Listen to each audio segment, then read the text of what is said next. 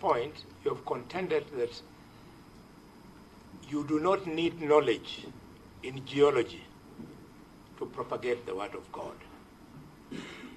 And you have attributed that to the fact that Jesus didn't have that kind of training.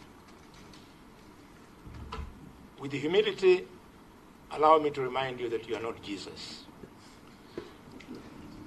And your pastors seated behind you are not Jesus.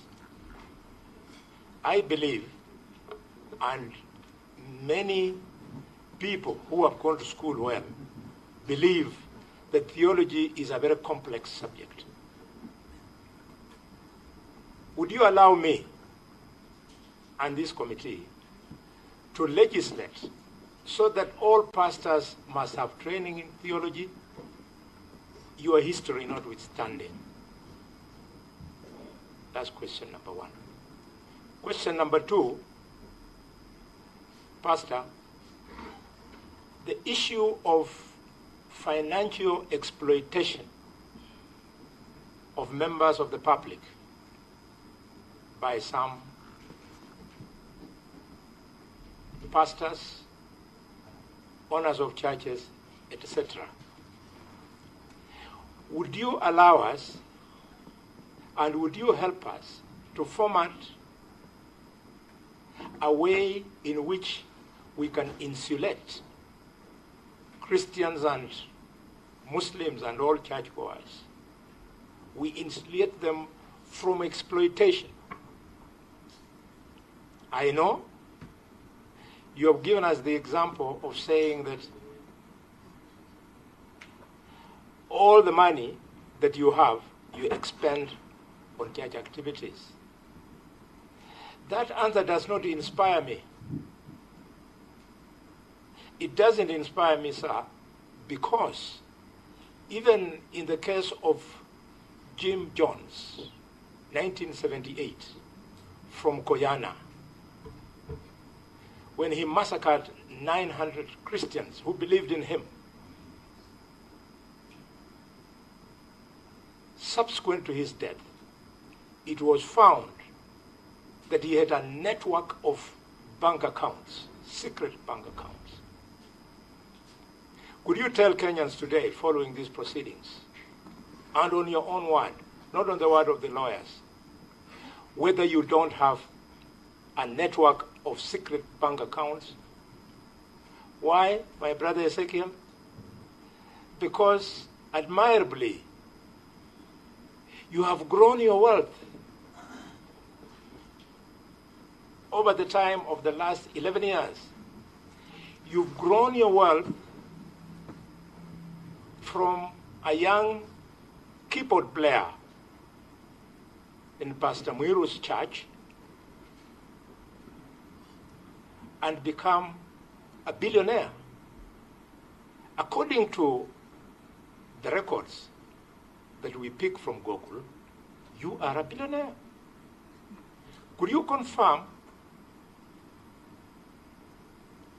deny or otherwise, that these billions have either been raised from exploiting members of your church or that you are doing clean business? And if you are doing clean business, could you tell us what are those business practices? It's a fair question. It is not personal. It is intended to help us to protect the public. And the two lawyers on your either side, the reason why they are lawyers, my brother, is because there exists legislation that allows them to practice law. So if you want to protect society, to allow society to remain orderly, you must do legislation. So because of the shock of the deaths of Shakahola, we have said never again should it happen. And if it must take legislation, we want to commit ourselves to legislate. Finally, but not least, the issue of the podium being used to incite members of the public. In the name of the Lord has told me, the Lord has shown me that leader X or coalition Y or party Z is the wrong one. How can you help us to legislate so that we contain that? And I'm glad you have referred to the post-election violence of 2007. I think Shakahola is worse than the post-election violence. Because post-election violence, people were competing, but in Shakahola,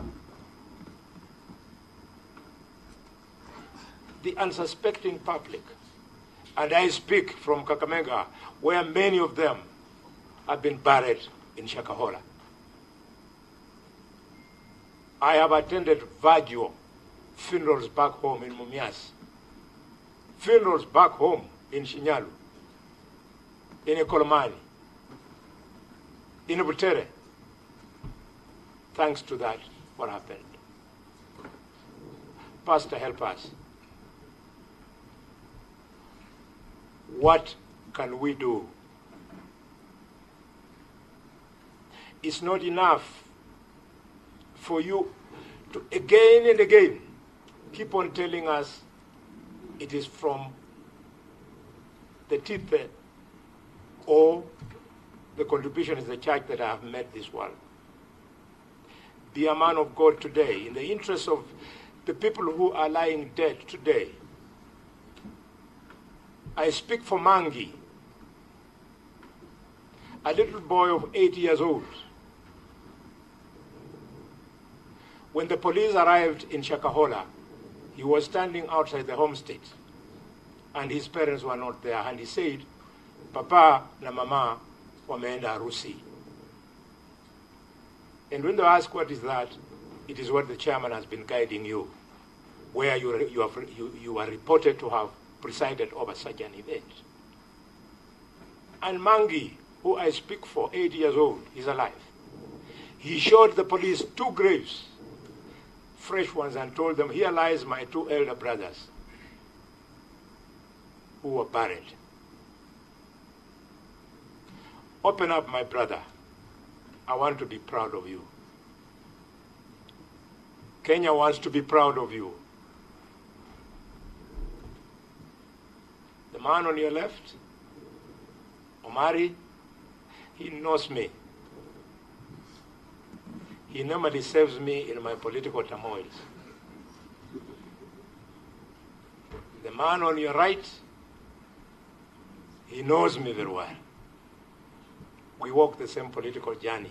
When you disown political leaders, and the Standard newspaper reported that on the 6th of May, you are visited by one of the political leaders of one of the coalition, and he came with governors and members of parliament.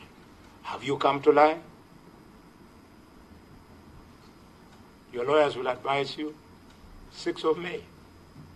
He was there, and photographs were splashed. You tell us that the only time you have associated with us politicians is when we're in church. But in this photograph, you are in a state-of-the-art room suggesting that could be your residence in Shakahola. I beg you, my brother, if you believe in God, as many of us do, the children who are today lying dead or orphans because of scriptural preachings deserve that we open up, brother, we stop this thing. And finally, I congratulate you for using this podium today, this platform, so not podium, but this platform today to condemn what happened in Shakahola. In my other life, I'm a doctor. You cannot have a place which is frequented by 45,000 people. I don't know if it's on a daily basis or weekly basis, and they don't fall ill. And people who are ill die. Tell us about the people who die in Mvuleni. What do you normally do with them? Senator Cherargei. Chair, thank you very much. I will just I've seen our brother, Pastor Ezekiel, has answered a number of questions. Point of order, Chair. From where?